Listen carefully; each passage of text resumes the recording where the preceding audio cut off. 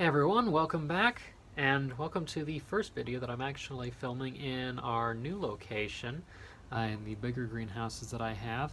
The species today is actually one that I was intending to make a video about almost a year ago, but there was an unfortunate accident where I somehow deleted most of the film that I had taken for it. But in some ways it works out because I actually have some extra varieties of this species that I get to share with you now. And that species that we're talking about today is Pinguicula gigantea, the giant butterwort. This is a rather famous species for obvious reasons. That name is very applicable to this particular plant. Mine is not particularly large right now, but as you can see, it is quite colorful at the moment. This is what some people refer to as the red blush variant. During summer, it will look like all the others, plain green with big, thick, fleshy leaves.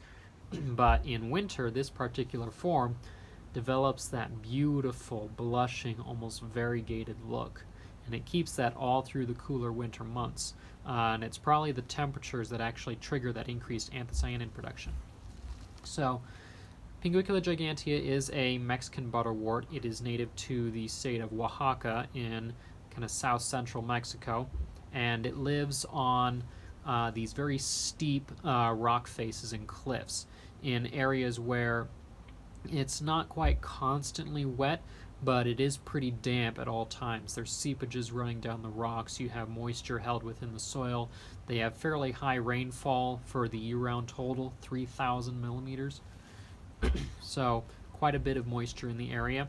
And so unlike a lot of Mexican butterworts, this is one species that is what is called Homophyllous. Homo, single, phyllis, meaning leaf.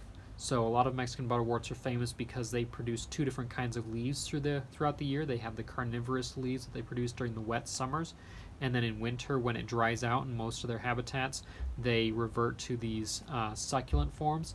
A very, very small handful will actually produce dormant bulbs under the soil, but most of them develop these succulent rosettes and then often flower at that time.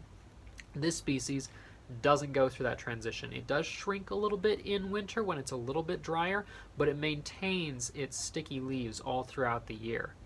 Now, Pinguicula gigantea, as the name suggests, gets very large. On average, you'll find plants that will be anywhere between 6 to 12 inches across.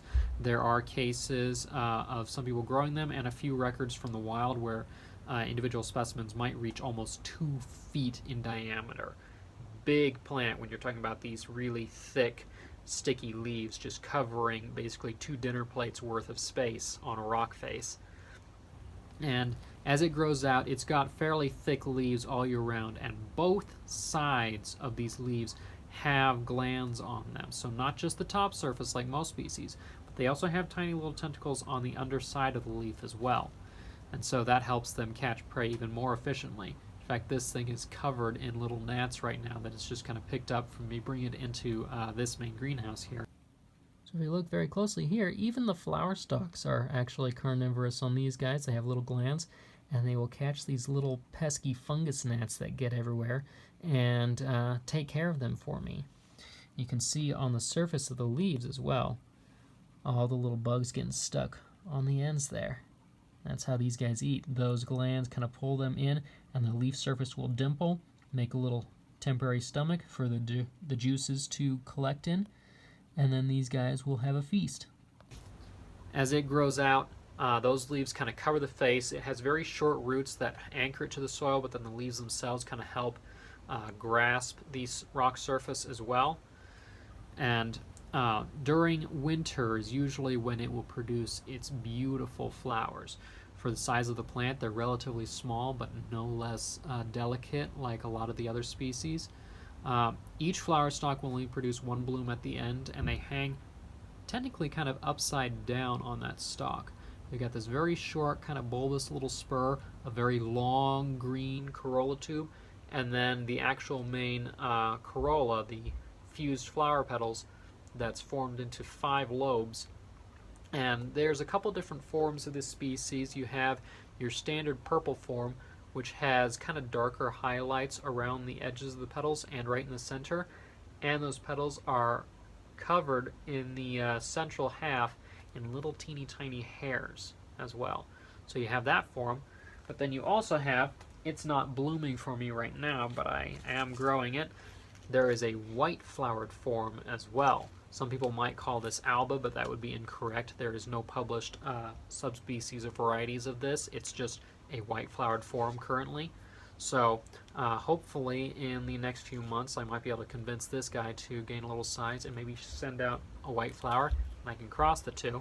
So it has pure white flowers, and you can sometimes find variation kind of in between. You may have much darker purple blooms, you may have very pale lavender, all the way to the white, of course. Now, because of its habit of growing in fairly wet locations and the fact that it doesn't change its growth habit throughout the year, actually makes it a very easy species to care for as well. A lot of Mexican butterworts require really heavily mineral soils, and they don't like to be overwatered, otherwise you run the risk of rot.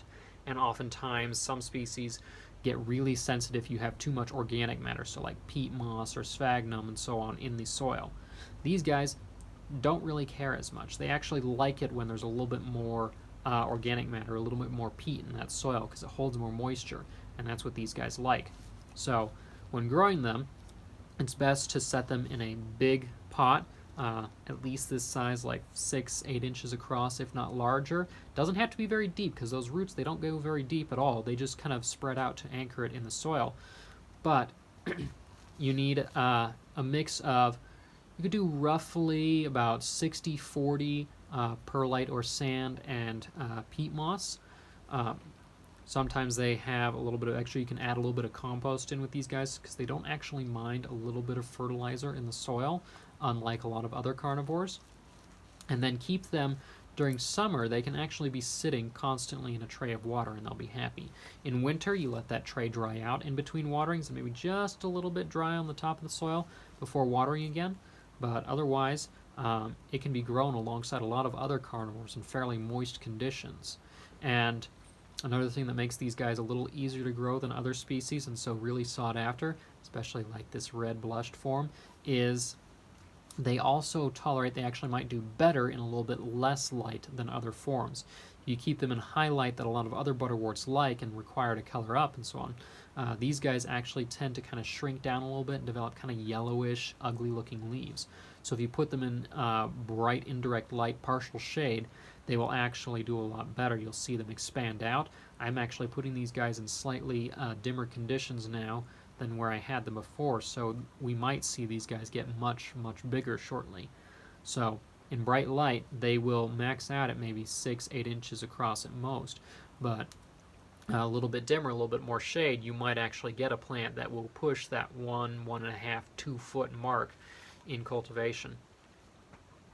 And then it's really easy to propagate these guys. I've accidentally just knocked off a leaf here as I was moving it around, but it doesn't harm the plant at all. Instead, you can just take that, sit it in the soil, and wait, and you'll eventually have a whole bunch of little plantlets that are all over the place that'll pop up from the base of the leaves. Sometimes these guys will actually send out almost stolen-like growths as new plantlets come out. So they'll actually do that right from the base of the plant, and it'll spread out, and that's one way these guys will actually colonize the surface. You can also attempt seeds. Now, I have heard reports that Pinguicula gigantea will self-pollinate. I have never been able to succeed with doing that, but if you have two different clones, such as this purple one and my white-flowered clone, I'll hold them up side by side here, if they both flower at the same time, you can cross them. The actual pollen parts are inside, right at the base of that corolla tube, and the stigma, the receptive surface for the female parts, sits in front of the anthers, which hold the pollen. So the easiest way is to actually rip off the bottom half of the flower so you can actually see and manipulate the reproductive parts a little better. But you go in there, you scoop out a bit of the pollen, and then you place it onto the stigma of another clone. And given a few weeks, well, first given a couple days, you'll watch the flower wither and drop off, but the stalk will stay up. If it's not successful, that usually starts to wither very shortly afterward. If you're successful, it stays up, and you'll see a little round pod, the seed pods, start to swell up. And after 3 to 5 weeks, give or take, these guys don't take very long compared to a lot of other carnivores, that pod will turn brown and crack open, and you'll have a whole bunch of little tiny brownish black seeds to scatter across the soil. They don't have a very long shelf life, so it's best to sow them as soon as you get them sprouting. And then hopefully, given a couple weeks after that, you'll start to see little tiny sprouts as those pop up, and you'll have brand new Pinguicula gigantea butterworts. So, you can see I've got a whole bunch that are starting to grow out here, so they're not quite ready yet, but given another couple of months, I might actually have a few available, so do stay tuned. But otherwise, as of right now, that is about all I have for that particular species. There's a lot of other species that I'll probably be covering in the future. There's a lot that are flowering now or that I'm hoping will in the future. Lots of other carnivores, of course, that I can also talk about. You can see the Nepenthes behind me.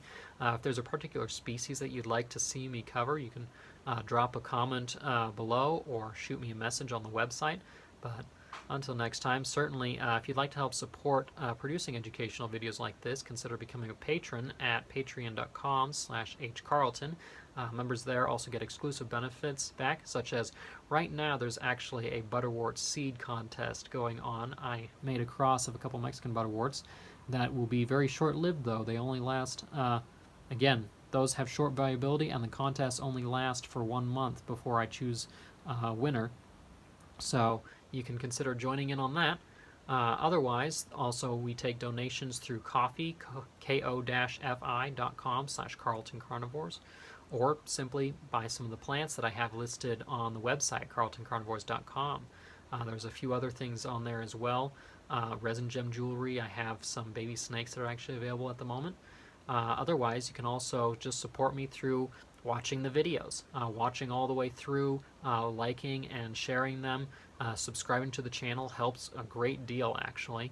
So consider doing that. And you can find other photos and videos and so on my social media accounts at Facebook, Instagram, even on TikTok at Carlton Carnivores. But until next time, I'm Hawken Carlton, and this is Carlton Carnivores. Like a bird on a tree, I'm just sitting here. I got time.